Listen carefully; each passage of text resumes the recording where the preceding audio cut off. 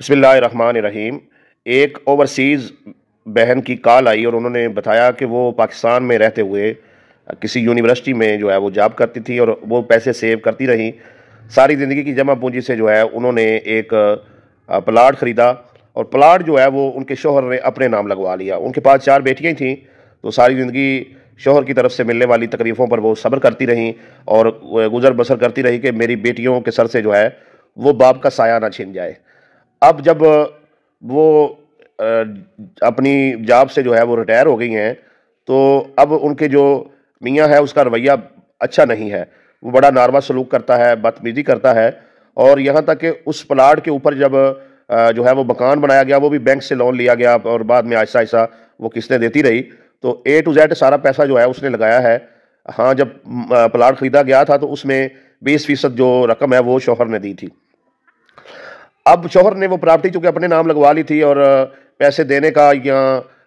پیسے بھی جو ہیں وہ کیش کی صورت میں تھے، وہ گھر میں ہی سیونگ کرتی رہیں، تو بینک وغیرہ میں نہیں رکھے، تو اب ان کے پاس کوئی پروف بھی نہیں ہے اور اس وقت وہ بڑے پریشان ہیں۔ دیکھیں، بات یہ ہے کہ ایسی آپ کو لاکھوں کہانیاں مل جائیں گی جہاں پر خواتین اپنے بچوں کے لیے جو ہے وہ اپنے شوہروں کے ساتھ گزارا کرتی ہیں، انہیں پسند نہیں ہوتے۔ اکثر کبھی کوئی نشئی نکل آیا، کبھی کوئی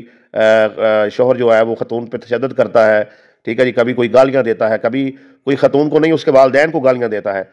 تو ہمیشہ جو ہے وہ عورت ہی غلط نہیں ہوتی، یاد رکھیں، جب طلاق ہوتی ہے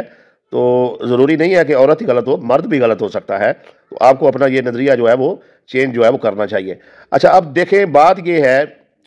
وہ تمام مائیں بہنیں بیٹیاں جو یہ ویڈیو دیکھ رہی ہیں، دیکھیں آپ جس کے ساتھ زندگی گزارنے جا رہی ہیں، دیکھیں وہ آپ کے ساتھ کتنا مخلص ہے، اور خصوصی طور پر جو آپ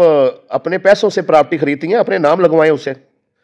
آپ نے جاب کر کے کوئی پراپرٹی خریدی، اگر آپ کا شوہر آپ کے نام کوئی دکان مکان پلاٹ نہیں لگا سکتا، تو کم از کم جو آپ کو آپ کے والدین کی طرف سے آیا ہے یا جو آپ نے اپنی زندگی میں کمایا ہے وہ آپ کے نام ہونا چاہیے۔ جب آپ وفات پائیں گی، شوہر کو بھی حصہ مل جائے گا، بچوں کو بھی مل جائے گا، لیکن اپنی زندگی میں کم از کم اتنا کریں کہ وہ چیز اپنے نام رکھیں، ٹھیک ہے نا جی۔ تو اگر آپ اپنے نام نہیں رکھتی ہیں تو بعد میں آپ جب بوڑھی ہو جاتی ہیں تو جیسے یہ جو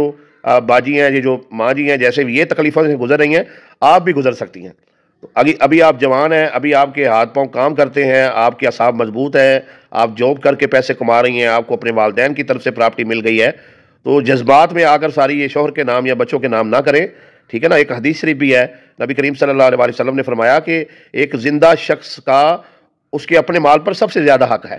یعنی اگر ابھی آپ زندہ ہیں تو آپ کی پراپرٹی پر، آپ کے سونے پر، آپ کی چاندی پر، آپ کی گاڑی پر، آپ کے لباس پر، آپ کے بینک بیلنس پر، آپ کی ایک ایک چیز پر سب سے زیادہ جو ہے وہ آپ کا حق ہے۔ یہ بات آپ سمجھیں،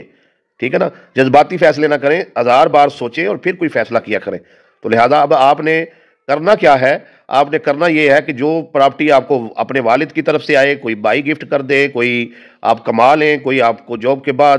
زندگی کی جمع پونجی سے خرید لے، اس کا کرایہ خود لے کر کھائیں، اس کا ٹھیکہ خود لے کر کھائیں، اس پر قبضہ اپنا رکھیں، اس کو اگر اس کا کوئی کرایہ آ رہا ہے وہ آپ خود وصول کریں، اس جگہ کو اپنے نام پر رکھیں۔ کرایہ کا معاہدہ کرنا ہے تو آپ خواتین اپنے نام سے کریں، اگر اس کو ٹھیکے پر دینا ہے تو اپنے نام سے اسٹامپ کر کے دیں۔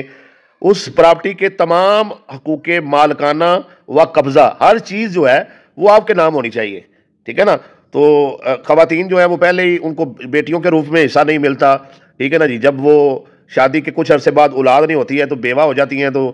جو ان کے دیور وغیرہ ہوتے ہیں، ساس سسر، وہ بعض دفعہ ان کو منحوس کہہ کے پھر جلدی